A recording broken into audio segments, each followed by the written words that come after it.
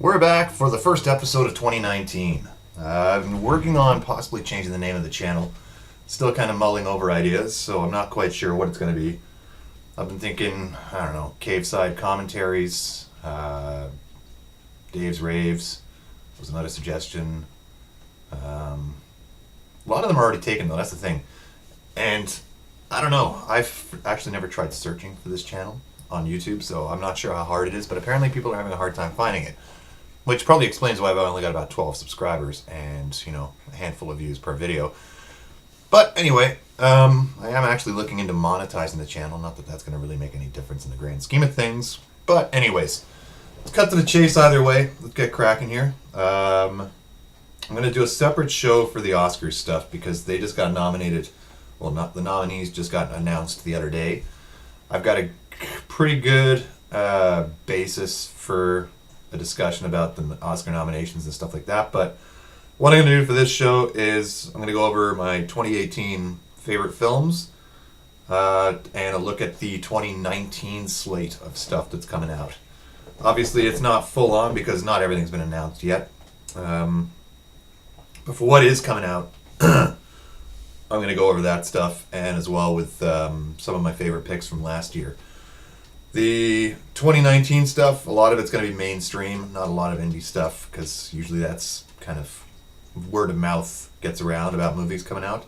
So, anyways, without further ado, let's go. So 2018, my top 10 for 2018 in no particular order. Black Panther, really good movie. Really enjoyed it. I'm not going to get into the Oscar side of things right now. I will talk about that at a later date. But really good movie. Michael B. Jordan as Killmonger was absolutely fantastic. Like, just a standout performance. Visual effects, again, like most superhero movies, the third act got kind of CGI heavy. But, overall, really enjoyable. Great characters, great dialogue. Great direction by Ryan Coogler. Also a fan of his from Fruitvale Station and Creed.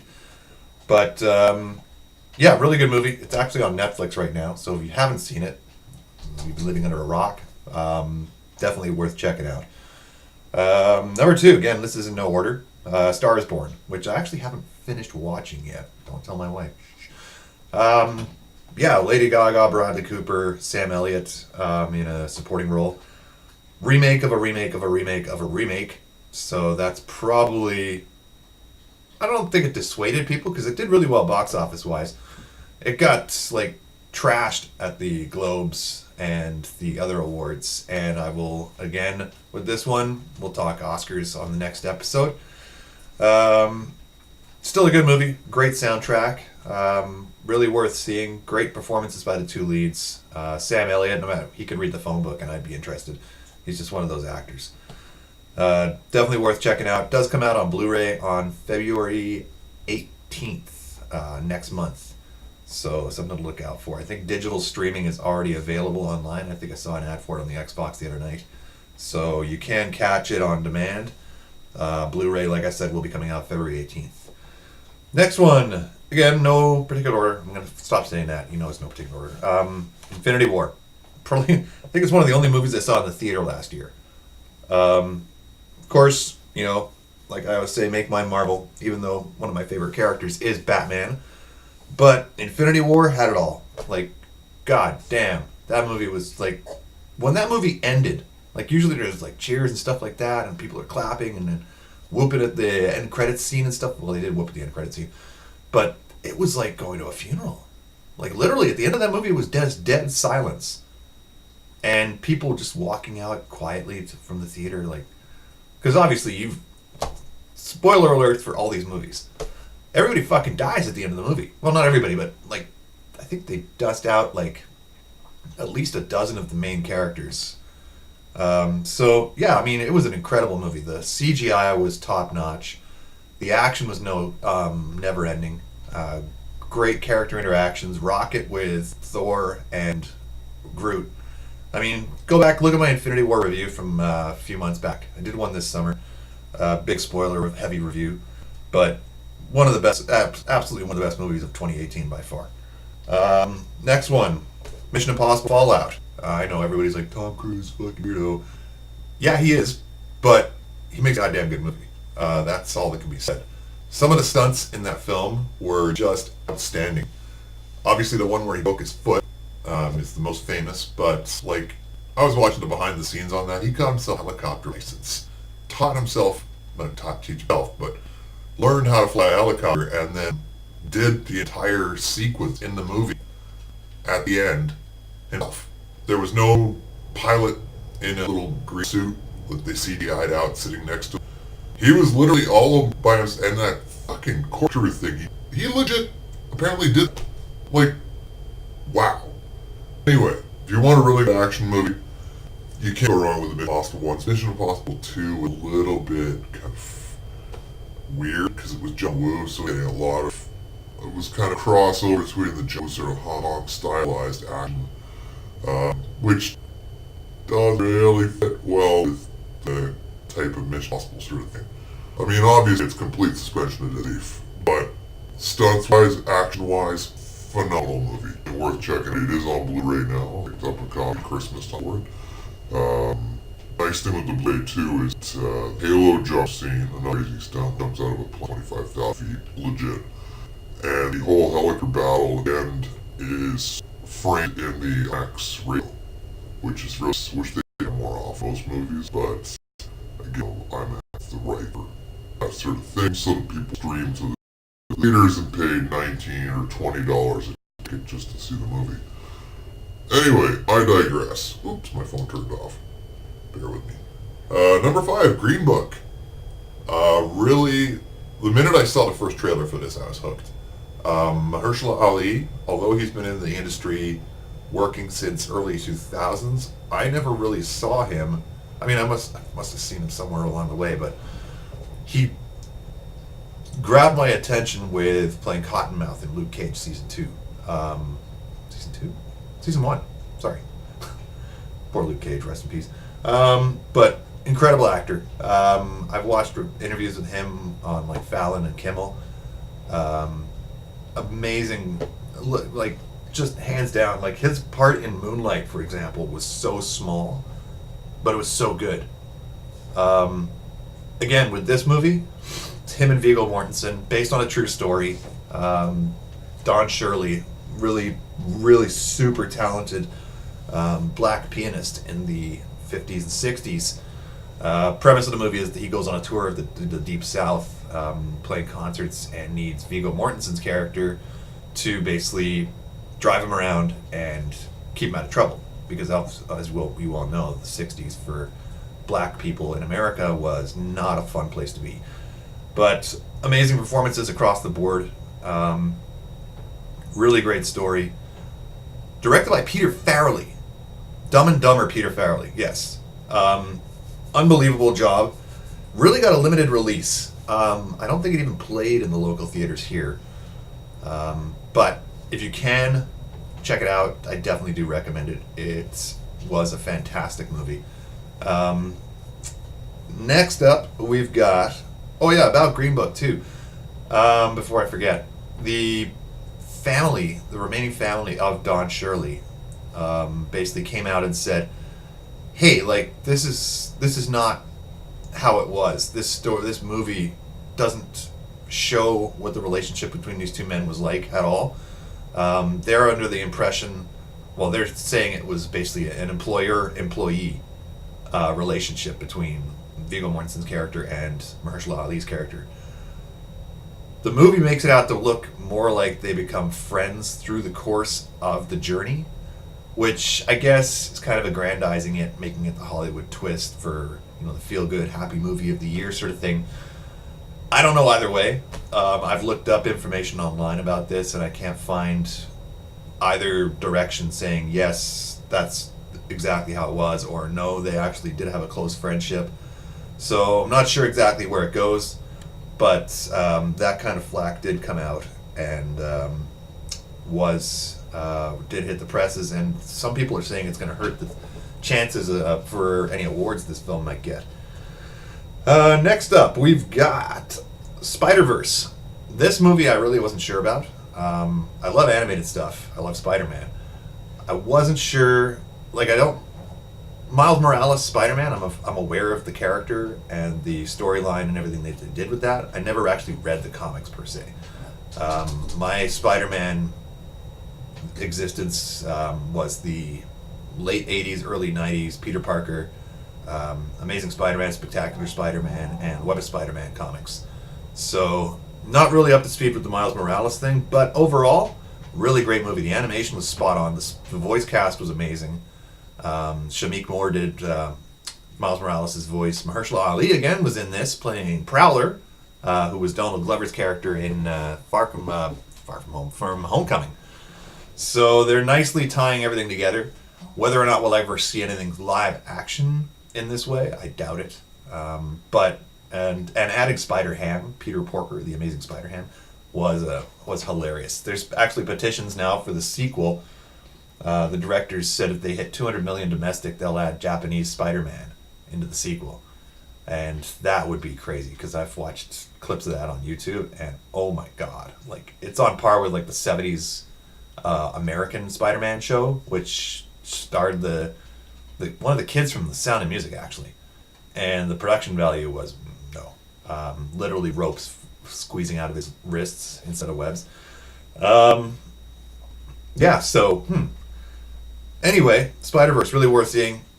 It's on a lot of people's top 10 lists. I caught it late, but glad I did see it because again, great animation, great voice cast, great story, and plenty of you can go anywhere with this now. Next up, another less seen movie, Annihilation, directed by Alex Garland, starring Natalie Portman, Oscar Isaac. Who wasn't in that? Jennifer Jason Leigh's in it. What's her name? Tessa Thompson, Valkyrie from Thor was in it. Great movie. Heavy sci-fi. There's a shimmer, an alien sort of aura over this area of the Earth, and people that go in there either never come out, or they, in Oscar Isaac's case, they come out and completely lost their shit. So Natalie Portman, being Oscar Isaac's wife, also in the military, leads in with women into the shimmer, and all sorts of crazy shit happens. I'm not going to spoil anything for you. It's definitely one of those movies where you got to go in completely blind. I don't want to have any spoilers, but really worth checking out. It's a follow-up to, not tied to, but it's the next film he did after Ex Machina, which, and really good again. Also with Oscar Isaac, Domhnall Gleeson, and shit, what name? Tomb Raider. Alicia Vikander. Haven't had anything today. Anyway, definitely worth checking out. It is Alex, on demand video, array, all that stuff. 8, 9, 10 spots. 2 haven't actually. So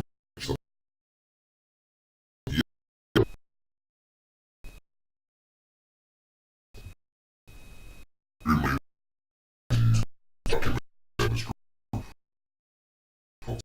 some black and Spanish shit.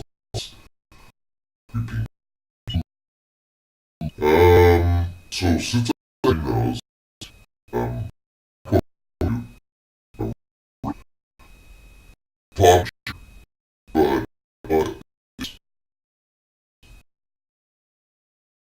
see,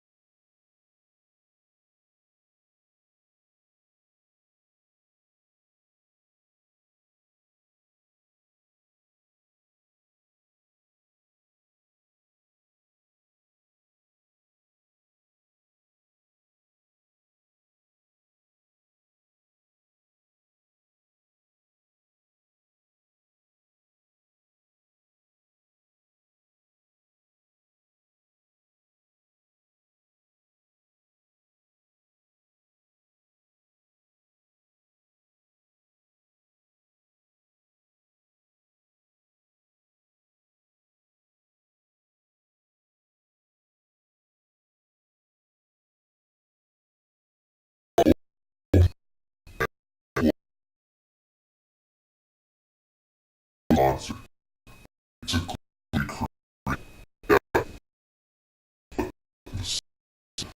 it was saying he got down every second read stage and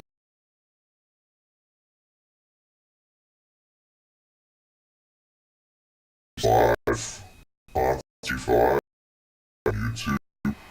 But the was in 20 and like bomb. Just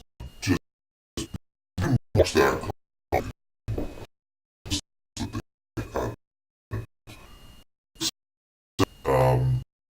In comparison, they did 8. It was like that was good. This one was there's no comparison. Definitely, if you get to any point, look up Live 895 and at least out the Queen performance. Like I said, it's one for the ages. Shit. I'm trying to think of where it is.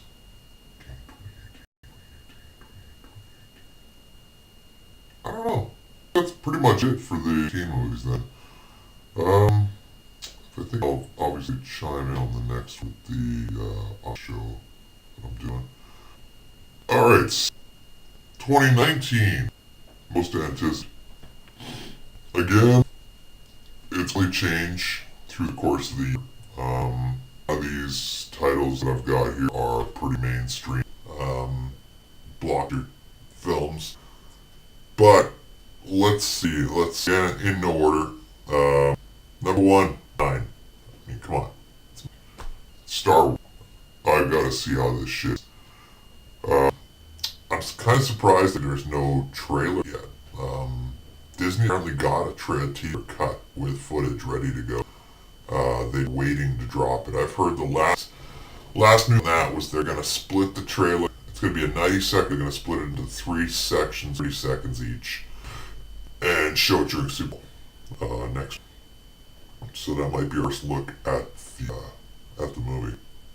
Huge hype though, back in the director's seat. Fans still have a bitter taste in their mouth after Last Jedi and Solo. So it's going to be really interesting to see how this performs and what I've heard a lot of things saying that reverse a lot of what happened in Last Jedi, which seems like a cow-out. Like, you made your bed, lie in it. Last Jedi, like, channel review, it's on the I didn't mind it that much. There were parts that were I'm like, what the, huh? But I mean, overall, fans, it's, like I've said before, the fans all uppity when 7 came out. They were like, it's a fucking recut of 4 all over again. And then Johnson turned around and did something completely off the radar, completely different from what anyone expected from Star Wars movie. And then all of a sudden it's not Star Wars enough and it's on our past and Rian Johnson's ruined it all and blah blah blah blah blah blah blah blah blah blah blah. So yeah, Star Wars fans were a fit bunch. But again, hopefully 9's gonna knock it out of the park. Releases this December, so we still got about 11 months to go. But really looking forward to it. Kind of curious to see when we're gonna see the trailer, what we're gonna see. For this one, I'm really trying. Well, I say this. I'm gonna try to go into it with no spoilers put in place. I've already read some spoiler stuff, so probably not gonna happen. One thing I did read was the new cast member. Let me just look up her name quickly here. I'll screw it up. IMDb. New cast member they just added 4/9. Star Wars. Episode 9. Here we go. Wow, Kelly Marie Tran got top billing for 9 on IMDb. Huh. A lot of the fans out there say. Kerry Russell's in it. There's Daisy Ridley. Richard E. Grant's coming into it. Lupita Nyong'o's back. Matt Smith. Carrie Fisher. I'm curious to see what they do with that too. Apparently her brother said it's all new footage that they put in. Not all new footage, but kind of like tweaked from 7 and 8. to basically fit in without any sort of CGI or mimicry. Here it is. Naomi Ackie. What was she in before this? She's an actress known for Lady Macbeth 2016, The Five 2016, and Star Wars Episode 9. Oh, so she hasn't done much. Not that that's a bad thing. The Arrival, Yardy, Vera, Lady Macbeth, The Five. She's been on an episode of Doctor Who.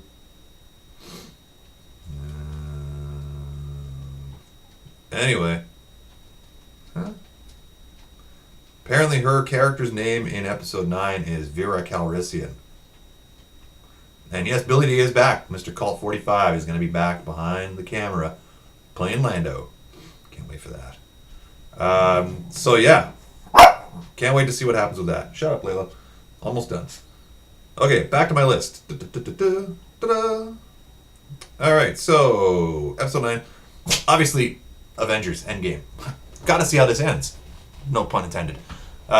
With the introduction of Captain Marvel in March, she's probably going to come in and just wreck shop on Thanos, is what the theory is. But again, those Marvel movies, can't go wrong with them. The Russo brothers have said that this one may hit 3 hours runtime, which is wow. Okay, bring it on. I'll wear my extra comfies. But yeah, if you can wrap up 10 years worth of Marvel and move it into Phase 4, move it forward with Fox becoming a portion of Disney and the X-Men and Fantastic Four coming in, like, giddy up. Can't wait. Next up, Toy Story 4. No one ever thought this one would happen, amazingly, but it is happening. Toy Story 4 coming out this summer. All the original cast are returning. The new character looks to be a plastic fork, who's not actually a toy. Check out the teaser trailer either way. Looked good. If 3 was any indication, 4 is going to knock your socks off. So really looking forward to that. Next up, John Wick 3. Probably one of my favorite series of movies right now. Keanu can do no wrong, in my opinion. John Wick 1 and 2 were fantastic. The trailer for 3 looks amazing. The premise is obviously he's been excommunicado by the organization, and now every single person in the planet basically is going after him for a bounty. Comes out in May. Can't wait to see that. Number 5, again, no specific order. It Chapter 2, a movie my wife will never see. She still hasn't watched the first one. This one's kind of a I don't know how to put it. I could have been in this movie. Let's put it that way.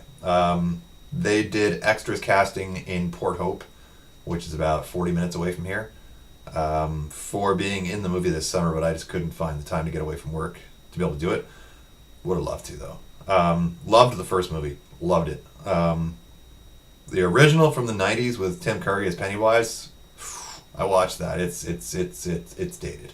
I won't say it's not good, but it's dated. It Chapter 2, though. Again, they filmed some of it in Port Hope. Like I said, I was almost an extra. Looks amazing. I like that they split the movie into 2 parts rather than trying to do like... They couldn't have, in this day and age, they couldn't have done the miniseries thing. Unless they did it on TV, and then it would have ruined it, because the horror factor in the original movie was fantastic. Like, Bill Skarsgård, I still think should have got an Oscar nomination for playing Pennywise. He was that good. So, sequel, can't wait. I think it's late September, early October it's coming out. They finished filming already, obviously. The Losers Club growing up, they've got an all-star cast. They got Jessica Chastain as Bev. They've got James McAvoy as Bill. They've got Bill Hader as Richie. They've got... what's his name? Isaiah Mustafa, who's the Old Spice guy playing Mike. Like, holy shit. Can't wait.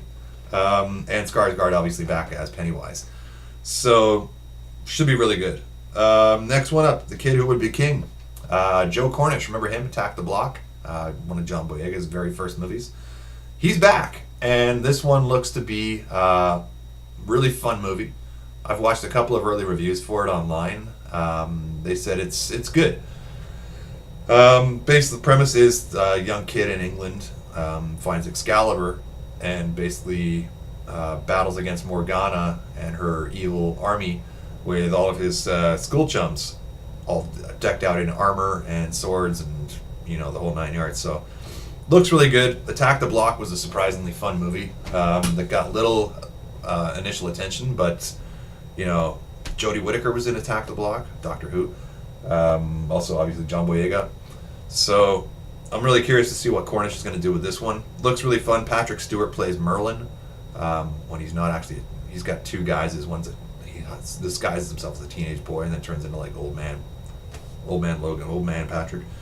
But trailer looks really good. There's a couple trailers actually online for it, so check that out. Next one up is the Joker movie with Joaquin Phoenix. This one, I'm not sure about what's going to happen with this. So right now, basically, DC have two concurrent Jokers running. Because Jared Leto still apparently wants to do another movie with Joker. Even though I don't think he should, because that was just weird. Joker should not have face tattoos, or crowns, or like a grill. Suicide Squad, again, like we've seen, it got kind of all over the place with recuts and reshoots and editing and all the rest. Leto was apparently really upset because a lot of the work he did was left on the cutting room floor. And we all know how the whole movie turned out. Great marketing campaign, the trailers were fantastic, but then the movie kind of just... Anyway, Joker movie, directed by Todd Phillips, produced by Martin Scorsese, starring Joaquin Phoenix. Looks like a really low-budget, almost indie cut of the movie. You've seen photos probably online of Phoenix in the full makeup. Very different from Heath.